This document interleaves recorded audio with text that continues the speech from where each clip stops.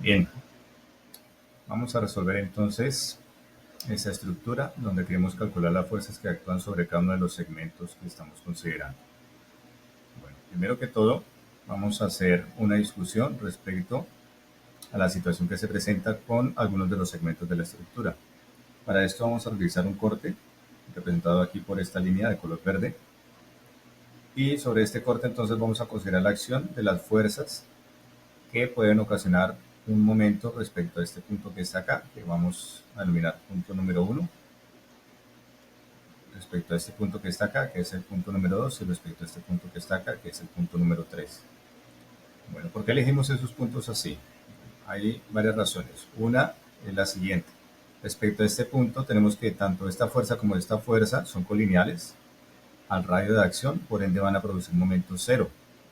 Por ende, entonces, este es un buen punto para considerar momentos respecto a este punto. Respecto a este punto, porque las fuerzas que actúan sobre este y sobre este segmento son cero, como vamos a explicar a continuación. Por ende, este también es un buen punto para considerar momentos de fuerza respecto al mismo. Y respecto a este, porque aquí confluyen varias fuerzas, como podemos ver acá, y respecto a este punto, estas tres fuerzas están produciendo un momento cero. Por ende, es conveniente tomar este punto. Bien, por otro lado, acabamos de mencionar que este segmento y este segmento tienen fuerzas cero.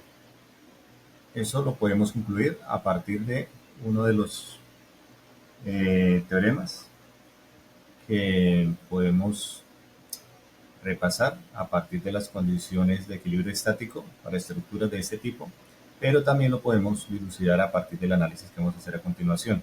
Tomemos el punto G, por ejemplo. Punto G. Sobre este punto estarían actuando en principio dos fuerzas.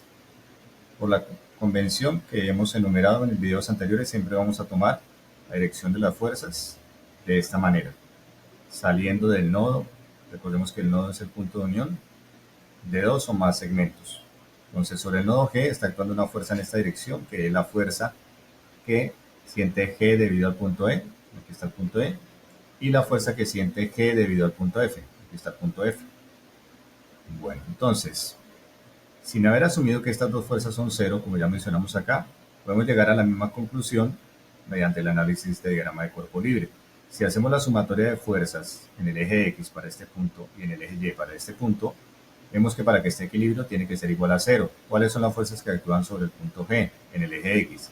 Está menos F, GF, que es la que tenemos acá, y menos la componente horizontal de esta fuerza, que es la que tenemos acá. Eso es igual a cero. Mientras que la componente vertical de esta fuerza, esta no tiene componente vertical, es la única fuerza que está actuando en el eje Y, que es lo que tenemos acá, y esa es igual a cero. Ahora, puesto que tengo que la componente vertical de la fuerza G es igual a cero, y tengo que la componente vertical se puede escribir como la magnitud de FGE por el seno de alfa, donde alfa es este ángulo, y ese ángulo es diferente de 0 y diferente de pi, por ende es diferente de 0. Entonces tenemos que, si esto es igual a 0, necesariamente este tiene que ser 0, puesto que este no es 0. Eso es lo que estamos mencionando acá. Por ende, esta fuerza, la magnitud de FGE, es igual a 0, es decir, sobre este segmento no está actuando fuerza alguna, ni de compresión ni de tensión. Ahora, por otro lado, tenemos a partir de esta expresión que está acá, que si esta componente es 0, pues como fgx es igual a fg coseno alfa y coseno alfa es diferente de 0, necesariamente fgx, como es 0, entonces fge es igual a 0. ¿Listo? Entonces, ahí ya tenemos que tanto la componente horizontal como la componente vertical y obviamente la magnitud de dicha fuerza es igual a 0. Listo, entonces esta componente es igual a 0, por ende esta fuerza va a ser igual a 0, que es lo que hicimos aquí en esta línea. Entonces ya tenemos que tanto esta fuerza como esta fuerza son nulas, por ende se pueden tomar como componentes nulos, que es lo que marcamos aquí. Listo, podemos aplicar el siguiente teorema para este tipo de estructura donde tenemos dos fuerzas colineales, tal como podemos observar aquí, y una tercera fuerza que no es colineal, que sería esta que está acá, cuya resultante también va a ser 0. como vamos a analizar a continuación. Entonces aquí tenemos representado el punto, tenemos FG, FEG, que es esta misma, pero en dirección opuesta, es decir, la fuerza que siente E debido al punto G, o la fuerza dirigida del punto E al punto G, si se quiere.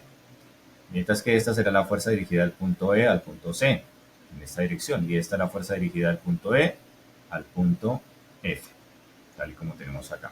Para esto vamos a tomar un sistema coordenado como el que tenemos aquí, no hay que confundir esta línea con esta, vamos a cambiar aquí el color para evitar confusiones, vamos a ponerlo en azul. Listo, ahí ya quedó mejor. Entonces, aquí tendríamos que esta fuerza tendría componente vertical y componente horizontal.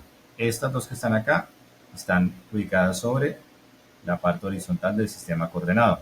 Entonces no tienen componente vertical. La única que tiene componente vertical es esta. Bueno, eso quiere decir que la sumatoria de fuerzas en Y es igual a la componente vertical de esta fuerza, que es la que está acá, apunta en dirección negativa y es igual a 0. Por ende, esta fuerza es 0. Ahora, por otro lado, la sumatoria de fuerzas en Y será esta que es negativa, esta que es positiva, y la componente horizontal de esta, que irá en esta dirección positiva, tal y como tenemos acá. Pero, si esto es igual a 0, si la componente vertical de F es igual a 0, significa que FF es igual a 0, siendo un razonamiento similar al que realizamos aquí. Por ende, la componente vertical de F es igual a 0, siendo un razonamiento similar al que hicimos aquí. Bien, entonces tendríamos que este término es igual a 0, por ende este término es igual a este término. Ahora, por otro lado ya sabíamos que esta fuerza que está acá es de igual magnitud y dirección opuesta a esta que está acá. Como esta es igual a 0, tiene magnitud 0, pues esta tiene magnitud 0, por ende esta fuerza es igual a 0, que es lo que tenemos acá. Ahora, hubiéramos podido llegar a este resultado incluso sin que esta fuerza que está acá, es decir, esta que está acá, fuera igual a 0. Vamos a llegar a la conclusión de que esta fuerza está compensada por esta fuerza que está acá, de tal manera que la fuerza que está aquí actuando sobre este segmento es igual a 0. Por ende, esta contribuye con un valor 0 y esta que está acá también contribuye con un valor 0. Por ende, cuando vayamos a calcular los momentos respecto a este punto, no hay contribución ni de esta, tampoco acá ni acá, tampoco hay cargas externas aplicadas. Solamente habría que ver la contribución de esta, que al ser paralela al radio vector, pues va a ser 0, y de esta y de esta. Estas sí no son paralelas al radio vector, por ende van a tener una contribución no nula al momento respecto al punto 1, como vamos a ver a continuación.